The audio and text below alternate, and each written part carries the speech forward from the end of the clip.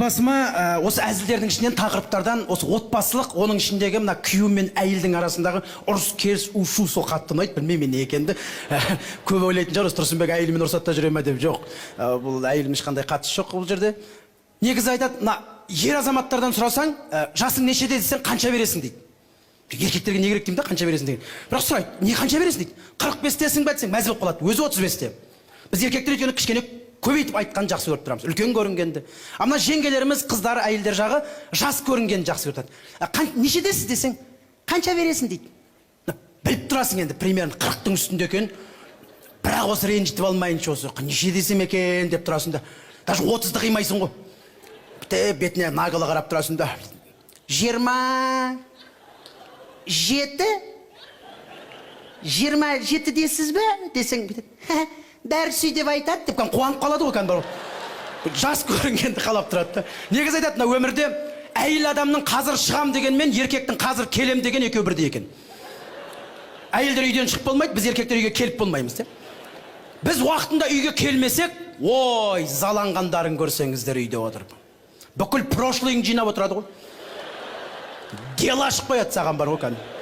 Бала шағаға репетиция істеп, подружкаларына звондап, генеральный репетиция істеп, үйдің ішінде кәм үрліп отырады өзінен өзі. Негізі әйелдердің көңіл күйі қандай екен бірден білуге болады. Өздері білдіріп қояды, шыдамайды ғой.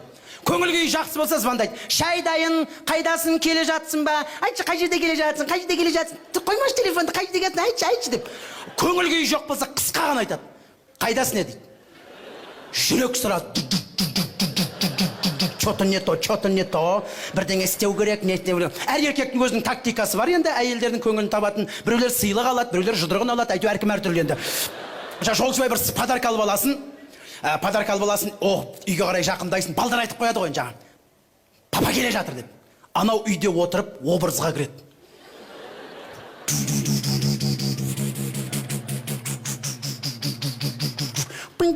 Төбесінен қызыл свет жанып тұрады, жарылайын деп жатыр ғой жаңа. Страшный маскасын тағып алған бетіне.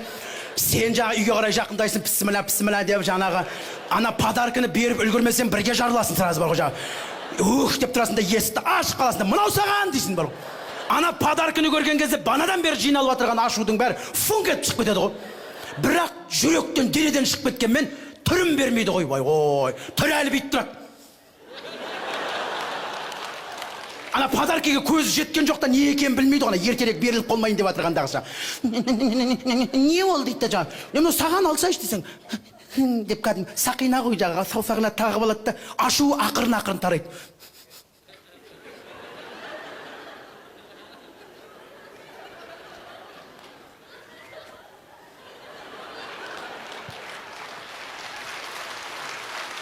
Телефонына қарай кетіп батады, телефон. Подружкасына звондайын деп бара тұр ғой жаңа. Подружкасына 16 екеу сөйлесіп қойған. Сенікі бар ма, менікі жоқ па, әлі керек қой. Енді айту керек қой, менікі келді, подарка алып келді, сенікі әлі жоқ па деп. Ана ішін удай ашты керек қой жаңа. Ол әйелдердің психологиясы сондай. Мен кей кезде ойлаймын, вот еркектер ашуланып жатқан кезде подарка беріп көрдіңіздер ме? Вот еркек ашуланып жатқан кезде ешкім подарка бермейді ғой. Еркектер ашуланып жатқан кезде, мынау саған деш, кетші адам жылады демейді. Подарка береді, уақыт тапқан екеусі адам жылады deyip бар. Одан сайын жындап кетеді ғой. Ана подарка өзі жын болып көрініп тұрады сразу бар ғой. Сосын біз еркектер 1-2 сағат өткеннен кейін өкінеді екенбіз ғой. Кәдімдей өкінесің. Бекер алмадым бар ғой. Мен үшін сатып алды ғой, барып бар ғой. Той, бір сондай бір мінезім бар менің бар. Не болды екен, не алды екен деп ішімнен де. Сөйтсем әйелдер де өкінеді екен, бекер алдым дейді екен бар ғой. Енді вечно сөйтеді, мен ашулансам болды, өтірік подарка келе салады деп. Мен мына залда үлкен апаларымды көріп отырмын, жеңгелерімізді көріп отырмын. Бұрын ұрысып қалсын әкелерімізбен, туған күні болсын, 8 наурыз халықаралық әйелдер күні болсын, ешқандай подарка күтпейтін еді. Мен өз басым өмір көрген емеспін. Әкемнің кәдімгі анама келіп бір сыйлық беріп отырған. 8 наурыз халықаралық әйелдер күні құтты болсын да саған деп, мамам, ой, рахмет, дастархан жайылып. Ішпей келсе сол подарка болатын бұрын. Бұрын сондай заман болатын, я? Ішпей келсе подарка ғой. Папаңның кәдім түрін біліп алғансың ғой уже. Екі түрі бат, біреу мас түрі, біреу сау түрі. Папаң үйге кіріп қалғанда 3 секунд үйдің ішінде пауза чуть-чуть. Бетіне қарап қаласың. сауытырын көріп қалсаң, хо-хо-хо ойнап кетесің. Что-то подозрительный осы аяқтың ұшымен қораның артымен фу шығып кетесің. Бір сондай замандар өтті енді, Аллаға шүкір, қазір ондай емес қой. Сонда аналарымыз бүгін менің туған күнім, бүгін менің мерекем деп түске дейін жатқан аналарды көрген емес. Таңғы сағат 5-тен тұрып алады, есік алдын сыпырып жүреді ғой. Брусчатка асфальт жоқ, қара жерді сыпырып жүреді. Шамның ортасында өзі көрінбейді. Күйеуін шығарып салып жұмысқа, қазанын қайнатып, кірін жуып, ол кездің кірлері қандай деймді. Киімдердің материалдары күшті болды ма, тау болып үйіліп жататын. Сонда қарайсың да, әкелеріміздің пупайка шалбарлары болатын. Соны анамыз суға салады тазикке. Қайтадан шалбарды алғанда тазикте су жоқ уже бар ғой. Біз шақырып, мында кел, сығамыз дейді. Сен ан жағында тұрасың, мамаң мын жағында тұрады. Мамаң кішкентай болса да күші көп болатын. Іштің жұмыс, сырттың жұмысы өзі жүретін ғой енді. Ан жағында сен тұрасың, мын жағынан сығып отырған кезде вук. Сен ан жағында кірмен бірге айналып жатасың.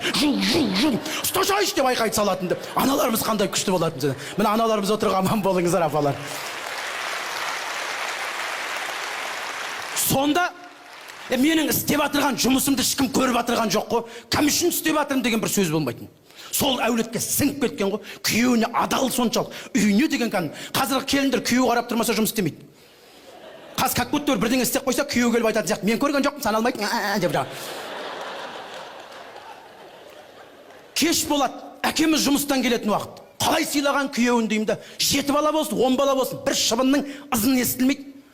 Тыныш жерде шай ішсін дейді, тамағын ішсін дейді. Бізге айтады, кіріңдер ан жаққа, әкелерің келіп жатыр дейді. Бір әкең бес неміске атқан секілді кіріп кетеді. Сол кездің балдары жыламайтын, сол кезде балдарда бір жылау деген сезім жоқ ау деймін. Бір жастағы баланың өзі дыбысын шығармай жылайтын ғой. Бәрінің артынан еріп кетеді кәм, фу деп. Дыбысын шығармайды кәм, үн жоқ. Жылап атырған білмейсің, күліп атырған білмейсің. Кеш болады, есік алдын сыпырып қойған, су сеуіп, қазан қайнаптыр, кірі жуылып үтіктеулі, мал жайлаулы, сүтін қаймақ қылып, оны май қылып, үйдің іші тап-таза. Әкеміз жұмыстан келеді. Ол кез әкелеріміздің болмысы қандай айтпайды. Әке ғой, түріне қарасаң, әке дейсің сразу. Әкелеріміз келеді, серьезный кәм. Анамыз алдынан жүгіріп шығады. Амансың ба, қалың қалай, жақсы ма? Әкеміз анамыз қарап бір жымаймайды ғой жүргін. Киімін алады, іліп қояды. Екеуі тып-тыныш жерде тамақтарын ішеді. Сосын әкеміз ана бөлмеге барады, қойдың артында жүрсін, шөптің артында жүрсін. Әкелеріміз сауатты болатын, газет оқиды, журнал оқиды. Кешкі жаңалығын көреді, әкеміз жатады. Сосын анамыз бізге келеді. Біз ана бөлмеде отырық, пленде отқан солдаттар ұқсап жаңа. Бізге келіп, жүріңдер тамақтарын ішіп алыңдар. Біз біріміз, артымыздан біріміз көлге кетіп батырған үйректер құсап, бір үн шығармай, аяқтың ұшымен тамағымызды ішіп аламыз да, жатыңдар дейді. Бәріміз қайтадан түнк жата қаласың бар ғой. Таң атады. Әкеміз ұйқыдан тұрады, таңғасын береді, жұмысқа кетеді. Сосын анамыз айтады, шығындар, әкелерің кетті дейді. Осы сөзді естіген кезде барып қалып, уа деп демаласың ба, папа кетті деп, бір үйден неміз шығып кеткен секілді как өту. Бір терезеден қарасам, бір танкі кетіп жатқан секілді немісін де. Сондай әсер деп жатыр. Сонда әкелеріміз бізге кіріп бір ұрсып, қолын тигізмейді. Аналарымыз ғой. Ана әкең айтам деген ұлы сөздің өзін қарашы. Әкең айтам деген сөз. Сонда әкеміз ана бөлмеде отырғанымыз білмейді тіпті. Кей кезде ойлайды едім, әкелеріміз ойлайды едім, осы балалар нағып менен тығылады да жүреді. Осылар мені әкесі екен біле ме деп бір сұрайтын шығар деп ойлаймын да. Сонда анамыз біздің әкені қалай сыйлау керек екен, өзін қалай құрметтеу керек екен, баланың орны қандай болу керек, іштің жұмысы, сырттың жұмысын бір өзі аналарымыз алып жүрген.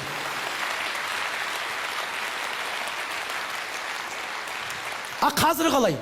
Қазір енді айтайын енді, соны айту үшін шықтым негізі. Банағы мысал ғой. Қазір таңертең 8-де жұмысқа кетесің, кешкі сағат 8-де жұмыстан келген кезде, есікті ашық қалған кезде кір жуылы, тамақ пісірулі, есік сыпырылы, ол мечта. Ол мечта, ол ұшақ болмайды ау қайтадан деп ойлаймын. Есікті ашық қалсаң, үй шашылып атыр, кір үйіліп атыр, бала панганал бақырып тұр, бала бақырып атыр, әйелің балаңа қайрап атыр, өзі бір екі бала. Мына бала надоело уже маған шаршатты бар ғой. Күнде көтер, бір кет әкеге баршы дейді. Ана көріністі көріп тұрып бар ғой, үйдің үшін жұмысты өзің істеп кетесің бар ғой. Осақ әйтеуір үндемесін әйтеуір. Осақ әйтеуір жыламасын. Осы әйтеуір тыныш болсын деп үйдің үшін тамағын пісіріп кетесің, кірін жуып кетесің. Ана балдарды алып, наоборот, ана бөлмеге солармен қосылып өзің отырасың. Жылама, пап, мама келіп қалады. Мама ұйықтап жатыр. Сонда ана баланың түк күнәсі жоқ. Баладан көреміз, баланың түк күнәсі жоқ. Таңертең 8-де жұмысқа кеттің, қолына телефонды алады, Инстаграм, сериал, ВК, сериал, 8 болды, күйеуінің жұмыстан келетін уақыты есіне түсіп кетті. үй шашылып жатыр, тамақ піскен жоқ, кімнен көреді? Ұйықтап жатырған баланы оятып алады. Есіктің ашқанын күтіп тұрады, бүйтіп кәдім. Есік ашпаңыз деп, мынау надоело уже маған шаршады деп. Не дейсің маған вообще? Күнде қашты естіткен жоқсың ғой. Сен арқаладында жүрдің, сен мен жүрдім осы деп. Ана баланың түрін қарасаң вообще непонятно вообще. Мен вообще қандай кінәм бар мен вообще? Мен күн ұзаққа ұйықтаған адам деп айтайын десе ана баланың тілі шықпаған дәлді.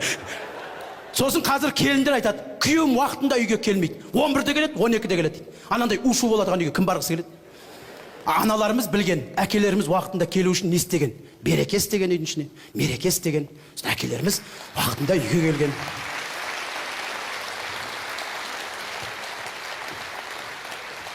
Біз де сол әкелердің ізімен үйге кірген кезде, ай шіркін ай жаңағыдай деп жүрген армандаймыз. Сондықтан мына аналарымыздың жолымен жүрсек, әр шаңырақта тыныштық, береке, мереке болар еді деп ойлаймын.